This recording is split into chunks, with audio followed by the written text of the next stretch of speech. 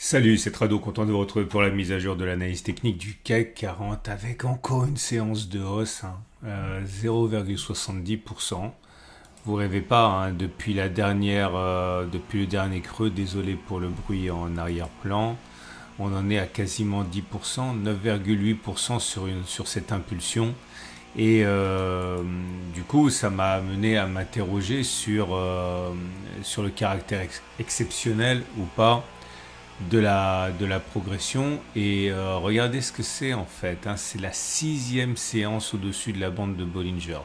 1, 2, 3, 4, 5, 6, c'est exceptionnel. Il faut savoir que 80 à 90% des clôtures se font à l'intérieur des bandes de Bollinger, et là ça fait 6 en dehors. Et comme je n'avais pas souvenir d'un phénomène aussi rare, je suis remonté jusqu'à l'origine du CAC 40 pour voir si ça s'était produit, avec eh bien, le sentiment, la prémonition, on va dire, que ça devait nécessairement entraîner eh bien, éventuellement une baisse forte après. Et je suis remonté donc jusqu'aux années 80, et j'ai trouvé que 4 occurrences, 4 en 40 ans, ça fait, voilà, c'est une fois tous les 10 ans en moyenne, quoi. Et encore, vous allez voir que 3 occurrences sur 4, c'était il y a très longtemps. Là, je suis remonté, tout ça j'ai passé au crible. La dernière occurrence, c'était en 2016, donc il y a quasiment 10 ans. On a bien eu 1, 2, 3, 4, 5, 6 clôtures au-dessus de la Bollinger supérieure.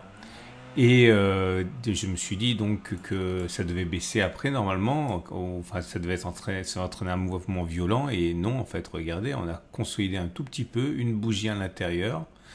Et puis derrière, on est reparti vers le haut. Et puis on a connu une progression très importante. Je vais m'arrêter là parce que voilà, au moins 15%. Mais en fait, on allait beaucoup plus. Je crois que ça en allait 20%.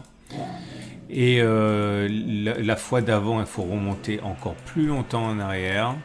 Peut-être que je me suis trompé parce que comme j'ai tout fait à la main et que je ne sais pas programmer, peut-être que j'ai laissé passer des occurrences, mais je ne crois pas. Il faut ensuite remonter à... Regardez ça, 1990. Donc c'est la naissance du CAC 40, la fin des années 80. Donc il y a eu une seule occurrence entre maintenant et 1990, donc 35 ans. Et là, pareil, il y a eu 1, 2, 3, 4, 5, 6 clôtures. Non, il y a eu 7 clôtures en tout. 1, 2, 3, 4, 5, 6, 7. Donc une fois de plus, une seule fois, on a eu 7 clôtures hors bande de Bollinger. Et derrière, effectivement, ça a fait un très gros crash, puisque dans la foulée, on a inscrit les plus hauts. Et puis derrière, boum, 30% de baisse. Et puis les autres fois, c'était ici, mais voilà, c'est vraiment la naissance du CAC 40, ça remonte pas. Et puis derrière, vous voyez, donc 6 clôtures hors Bollinger, et puis derrière ça a monté, 6 clôtures au-dessus des Bollinger, ça a monté. Donc évidemment, avec 4 clôtures, on peut absolument tirer 4 occurrences, on peut tirer aucune conclusion. Mais la conclusion qu'on peut vraiment encore moins tirer, c'est que ça va baisser fortement derrière, suite à cette explosion haussière, puisque vous l'avez vu, plus souvent que l'inverse, on a continué de monter significativement 10, 15, 20, 25% derrière. Donc c'est plus un signal de force contre toute attente qu'un signal de faiblesse. Troisième chose que j'aimerais évoquer avec vous, c'est des questions qui m'ont été posées dans le cadre des commentaires à la vidéo YouTube. On m'a demandé, c'est Yves qui me demande comment on peut savoir si un gap va être comblé ou pas. J'ai du mal à voir la différence entre un gap de continuation et un gap comblé. En fait, on peut pas savoir. C'est ça qui est intéressant parce que voilà, forcément, on a eu 2 gaps qui ont été ouverts là. On se demande comment pouvait-on savoir que c'était des gaps de continuation et que les objectifs allaient être ralliés, à savoir distance parcourue avant le gap reporté par-delà le gap. Qu'est-ce que je raconte? Distance parcourue avant le gap, non, on n'a pas encore rallié cet objectif, je ne sais pas pourquoi je dis qu'on l'a rallié. Là, on remet ça au-dessus. Pardon, voilà, on a rallié l'objectif.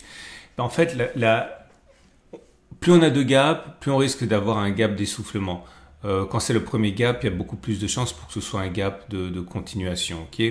Mais vous pouvez pas savoir ce qui va se passer. L'idée, c'est que ça se trade alors même qu'on ne sait pas ce que ça va être. Pourquoi? Parce qu'en fait, l'idée, encore une fois, c'est que on traite ça dans l'espoir que si c'est rallié, eh bien, ce sera rallié dans, on va dire, 50% des chances, mais on gagne plus quand on a raison que l'on perd quand on a tort. Lorsqu'on a créé ce gap ici, on savait pas qu'on allait aller là, mais on savait que le potentiel, une fois qu'on avait ouvert le gap, c'était d'aller ici, c'est-à-dire 3,2%, et le stop de protection, c'était en cas de comblement de gap.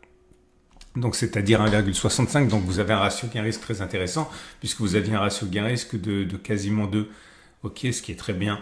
Donc, on n'a pas besoin de savoir ce dont il s'agit nécessairement. Il suffit quelque part de se dire que, allez, une chance sur deux. Mais à ce petit jeu-là, je m'enrichis si je gagne plus quand j'ai raison que je perds quand j'ai tort. C'est comme jouer à pile ou face, mais vous gagnez 2 fois plus quand vous avez raison que vous ne perdez quand vous avez tort. J'ai pété un petit boulard tout seul dans mon coin lorsque j'ai encore vu une de ces vidéos. C'était une pub sur YouTube encore où le mec disait oui, alors c'était une vidéo filmée à Dubaï et il disait voilà, ça y est, je viens de gagner 3000 $, maintenant c'est l'heure d'aller faire du sport, etc. Enfin bon, un truc absolument écœurant. Et dans ma colère, enfin bon, je suis assez horizontal comme mec. Enfin bon, dans ma pseudo colère, j'ai posté un truc. Je voudrais faire un zoom dessus. J'ai posté ça dans l'onglet communauté de ma chaîne YouTube. Hein. Donc vous allez sur Tradosaur communauté et j'avais expliqué. Bon, c'est un petit peu décontextualisé, mais l'idée, c'est que, bon, évidemment, vous ne faites pas que me suivre moi, encore heureusement. Hein, je suis pas un gourou. Hein, suivez le maximum de personnes. Vous savez pas quel formateur est le plus à même de travailler dans le sens de ce que vous recherchez. Donc, il faut suivre des formateurs. Par contre, il y a vraiment des red flags. Hein, il y a vraiment des drapeaux rouges. Hein, s'il y a des éléments tels que ceux-là, voilà. Si le mec que vous suivez, ok, il vous dit que le trading c'est facile, je pense que même si vous avez tradé que depuis 6 mois, vous savez que le trading c'est super difficile. Ok, il n'y a rien de facile dans le trading. Même si c'est possible de gagner de l'argent, ok, encore heureux, au bout d'un moment, c'est pas facile. Deuxième chose, si la personne vous dit qu'elle gagne tous ses trades et qu'il y a des pubs racoleuses et des machins, regardez comment j'ai gagné 3000 $, regardez comment j'ai gagné 10 000 $, etc. Et que la même personne ne vous donne jamais ses pertes, c'est pareil, c'est un red flag, ok, c'est un escroc. Et la dernière chose, et là, je suis désolé, hein, je vais mettre les pieds dans le pâté, dans le plat. Si la personne vous vend ses vidéos ou vous vend son lifestyle comme quelqu'un qui vous promet qu'il va vous faire vivre du trading et qu'il est possible de vivre du trading, ça, c'est un énorme red flag. Ok, ça, c'est suffisant pour aller en enfer. C'est horrible de faire ça parce que statistiquement, je suis désolé, mais je vous le dis droit dans les yeux, vous ne vivrez pas du trading. Statistiquement, c'est impossible.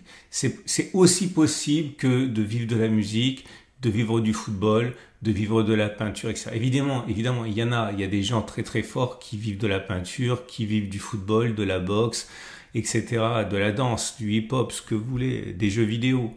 Mais c'est tellement anecdotique que, à moins que vous soyez exceptionnel, c'est pas pour vous, ça n'arrivera pas.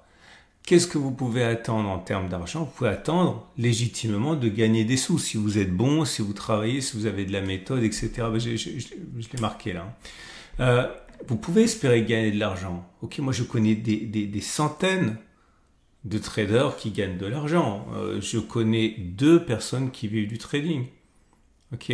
D'ailleurs, je les ai interviewés dans mon podcast sur conversation avec Trado. Je ne sais pas si vous savez, j'ai un podcast. Je vais vous montrer, c'est l'occasion. Ils sont là, ok. Enfin non, il n'y en a pas 2 en vérité. Il y en a 3 que j'ai reçus, hein, qui vivent du trading. Vous avez David Renan qui vit du trading. Vous avez Mika qui vit du trading. enfin Mika Eben, Eric qui vit du trading, bah, il est à Mika. Donc ça existe, il y a des gens qui vivent du trading, mais encore une fois, c'est tellement anecdotique il faut absolument pas que vous voyez ça comme ça. Alors encore une fois, c'est un formidable voyage intérieur le trading, mais et c'est une façon de gagner de l'argent. Et puis si vous savez trader, ensuite vous savez investir, et vous savez investir, bah, ça veut dire que vous pouvez partir à la retraite plus tôt, par exemple, ok, mais ou avoir une meilleure retraite. Mais il faut arrêter de penser que en suivant mes vidéos, les miennes ou celles d'un autre, vous allez vivre du trading. Il y a très peu de chances pour que cela arrive, et tellement peu de chances que c'est criminel, que ce serait criminel de ma part de vous laisser croire que vous pouvez le faire, alors que voilà, c'est comme vivre de la boxe, hein, ou de la musique, hein. Voilà, je suis désolé, je sais que pour certains ça risque d'être violent si vous n'aviez pas vraiment déjà compris ça, mais je préfère que les choses soient transparentes à ce niveau. Ok. On va passer au rien d'autre en fait, hein. La tendance elle est haussière, il n'y a rien au niveau des indicateurs, et on s'achemine tranquillement, hein, à terme vers les 80-30, 81-30 ici a priori. Ok. On va passer au trade du jour. Votre rendez-vous avec IG. IG, bien plus que du trading. Une équipe d'experts à vos côtés. Et c'est très facile en fait, hein, si vous êtes haussier. Je pense que maintenant, étant donné qu'on va avoir une consolidation, il faut viser haut et mettre un stop de protection bas. Si vous pensez par exemple qu'on est parti sur un cycle 2025 haussier, vous pouvez envisager d'acheter maintenant. Mettez un stop de protection, donc vous visez la lune, pourquoi pas, c'est jouable, hein. Bon, en acceptant qu'il y aura des difficultés, mais vous visez très très haut. Le stop de protection il est en dessous des plus bas, en vous disant qu'on n'ira pas plus bas. Voilà, vous pouvez viser quelque chose de sympa. Attention de ne pas trader avec les CFD au comptant, hein, sans que vous avez payé une fortune en frais, hein. Il faut par exemple utiliser des CFD à échéance si vous travaillez avec IG, ok, qui vous permet de ne pas payer d'argent lorsque vous gardez la position. Tous les brokers ne permettent pas ça, hein. Faites attention. Mais avec IG, surtout, ne travaillez pas avec des outils inadaptés. Utilisez des CFD à échéance, par exemple. Okay. Si vous êtes baissier, je pense que votre meilleure chance maintenant, c'est de spéculer à la baisse avec un stop de protection au-dessus des 82,30. Alors, je sais pas, c'est dangereux de spéculer à la baisse parce que vous êtes face à un bulldozer, là, mais si vous spéculez à la baisse maintenant, vous pariez sur un comblement de gap, un stop de protection au-dessus, là, pas trop près, parce que là, la chasse au baissier est ouverte, hein. Donc là, vous avez un mauvais ratio gain-risque, donc éventuellement, soit vous attendez qu'on ait des signes de faiblesse et vous mettez votre stop de protection au-dessus des plus hauts, soit vous attendez qu'on vienne dans cette zone, spéculer à la baisse, stop de protection au-dessus de la zone, voilà, ça peut être jouable. Voilà, c'était un peu long. Je vous souhaite une excellente journée, je vous donne rendez-vous ce week-end. Commencez déjà à vous mettre en mode podcast si vous connaissez pas ma chaîne de podcast, hein. Ça fait longtemps que j'ai pas fait d'interview parce que je manque de temps, mais j'adore le faire, et franchement il y a tellement de choses intéressantes qui ont été dites par les invités que vous voulez pas louper ça, hein. Et puis c'est des podcasts, donc vous pouvez écouter ça dans le transport en commun, en faisant du sport, avec le repas dimanche de belle maman, discretos, bref, vous avez plein d'occasions. À demain pour la mise à jour.